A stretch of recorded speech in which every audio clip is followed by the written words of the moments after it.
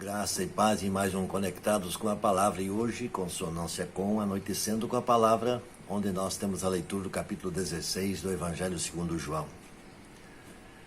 Em João 16, o Senhor Jesus continua dando instruções aos seus discípulos, logo antes da sua prisão, condenação e morte, torturado que foi pelos judeus e pelos romanos. Nessas instruções que o Mestre passa, ele deixa claro que, por sua fé nele, haverá oposição e adversidades na vida das pessoas que se propõem a segui-lo. Mas a presença de Deus estará sempre, continuamente, com os seguidores de Jesus.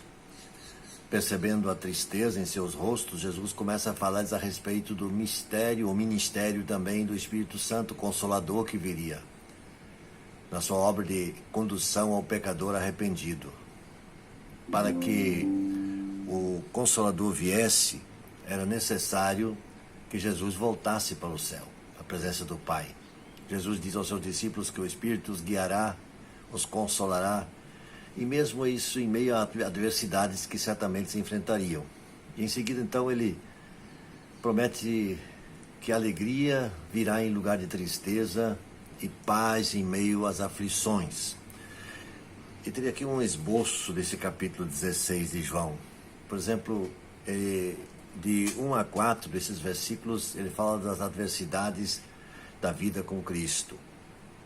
Quem está com Cristo pode passar por adversidades.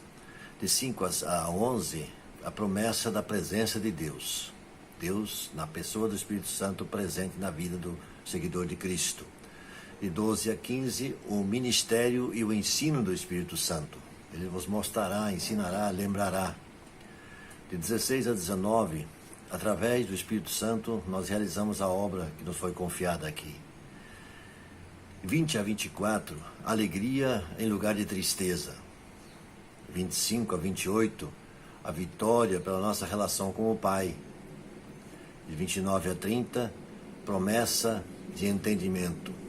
E 31 a 33, paz em meio às aflições. Isso só vai entender quem é um verdadeiro seguidor de Jesus e tem essa experiência. Jesus disse, ele os guiará a toda a verdade. Uma das maiores e mais divertidas questões da viagem, em alguma viagem que a gente pretende fazer, é com certeza a expectativa de que todos os preparativos estão corretos, perfeitos.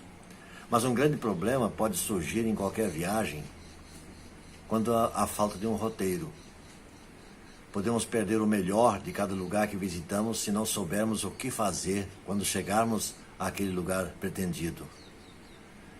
Lembra aqueles memes que falam sobre a expectativa e depois a realidade, que é bem diferente. É o que pode acontecer se não houver uma direção na nossa vida enquanto seguidor de Jesus. Se não soubermos para onde ir na nossa caminhada aqui nessa terra. A ausência de um mentor faz com que nós percamos dias, anos, talvez décadas, simplesmente porque não havia uma pessoa para nos orientar. E é esse o ponto onde que o Espírito Santo se torna indispensável e imprescindível na vida do seguidor de Jesus. Em João 16, de 12 a 15, o Senhor nos mostra que Ele, o Espírito Santo, nos guiará a toda a verdade. Vale pensar nisso. Quanta segurança, clareza, economia de tempo, entre outras coisas, nós recebemos por meio do Espírito Santo para viver a vida abundante que Jesus prometeu. Aí então o cuidado que precisamos ter é o de não desprezar a direção e a ação do Espírito Santo em nossa vida. Com esses pensamentos em foco, vamos ler capítulo 16 do Evangelho de João neste dia, com dedicação e com o propósito de aprender do Senhor. Vamos orar? Senhor nosso Deus, obrigado pela vinda do Espírito Santo e pela presença dele em nossas vidas. Ajuda-nos, ó Deus, a entender cada vez mais claramente a Tua palavra e a deixarmos-nos que Ele nos guie em todo momento, em cada instante, em cada situação. Em nome de Jesus. Amém.